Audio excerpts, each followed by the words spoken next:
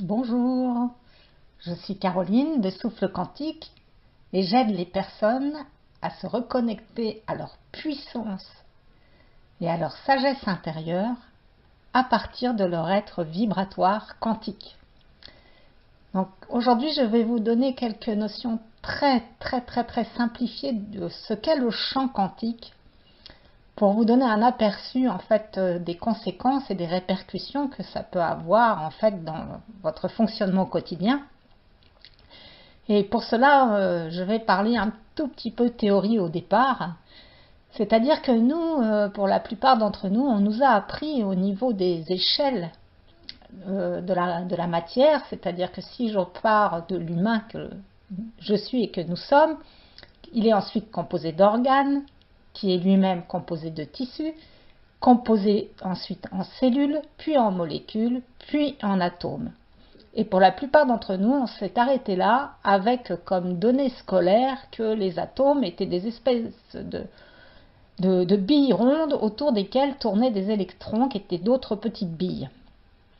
Mais ça, c'est vraiment de l'ancien paradigme parce qu'aujourd'hui, ce qui décrivent les physiciens quantiques, c'est que ce n'est pas vrai du tout, que ça n'a rien de solide, un atome et un électron, que c'est juste des champs électromagnétiques localisés dans un espace un peu plus restreint que lorsqu'ils sont répartis partout, qui créent, on va dire, cette apparence de solidité et d'atomes.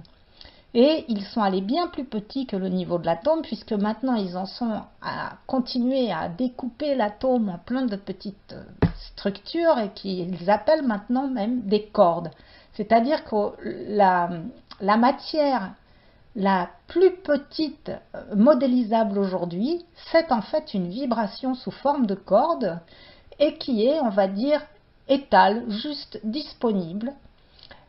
C'est ce champ de tous les possibles dont nous parlons si souvent maintenant, cette source de création infinie, mais en potentiel, qui attend simplement qu'il y ait une autre vibration, une fréquence différente par un observateur, par l'extérieur en fait, qui va venir la faire vibrer.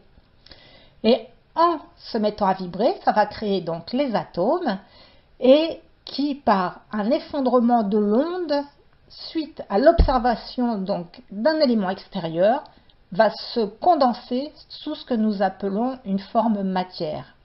Et en fait, cette forme matière, elle n'existe jamais à 100%, c'est-à-dire que ces espèces de, enfin pas ces espèces, ces cordes vibrantes, elles sont toujours en relation avec la source, ce qui est très calme, avec l'aspect ondulatoire, qui est donc ces fréquences qui sont mises à vibrer ensemble comme des diapasons qui du coup syntonisent les fréquences qui sont semblables et qui du coup viennent s'agglomérer ensemble, et la forme plus moléculaire particulière. Et donc, en fait, c'est toujours un... Il peut y avoir 70% de l'un, 30% de l'autre, enfin, tout ça, c'est très souple. Mais pour vous dire que nous sommes donc nous baignons dans un univers informationnel infini qui est donc disponible au présent. Et une des conséquences aussi de ce phénomène, c'est que ça nous permet de découvrir qu'en fait nous n'avons pas de pensée propre, mais que notre cerveau c'est juste une antenne qui va aller capter les informations de ce champ avec lesquels il est le plus en résonance. Donc le cerveau va recevoir ces informations vibratoires qui lui correspondent par la fréquence qu'il émet en tant que, on va dire, être particulière. Et ensuite, nous allons pouvoir, par notre libre arbitre de la conscience, en fait, de ce rôle d'observateur que dont la création nous a doté, nous allons pouvoir transformer les informations reçues et les réémettre sous forme de pensée, de paroles ou d'actes, etc. Mais nous ne sommes que des antennes.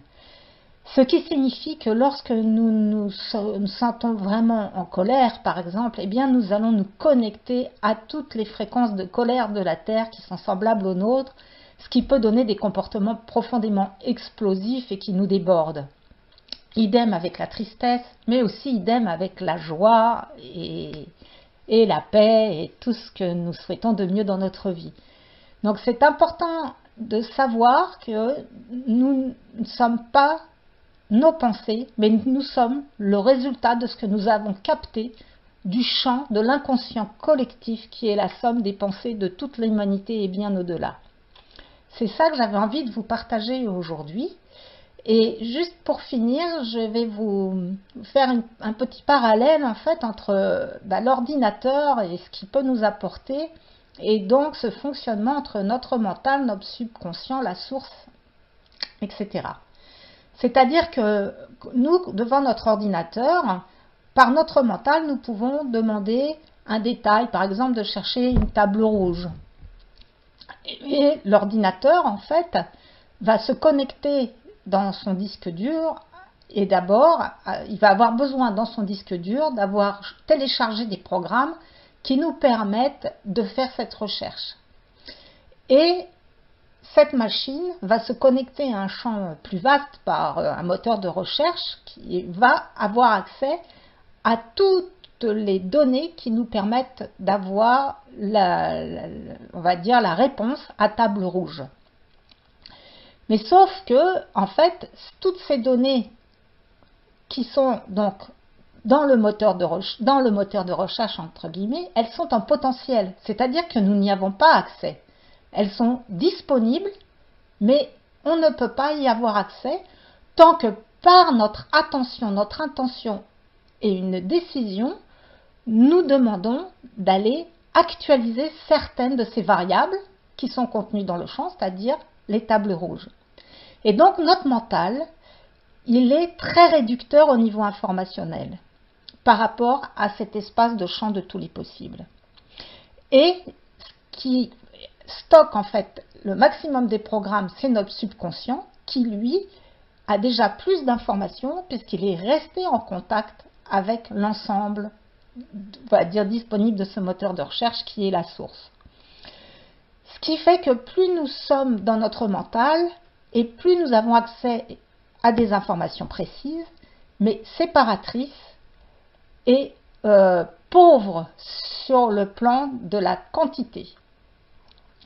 Et plus nous élargissons notre champ de conscience en offrant un espace de silence via notre subconscient qui reste connecté au champ de tous les possibles, plus nous avons accès à une somme d'informations qui nous permet de réaliser des sauts quantiques dans notre évolution et notre épanouissement. Je vous remercie, à bientôt.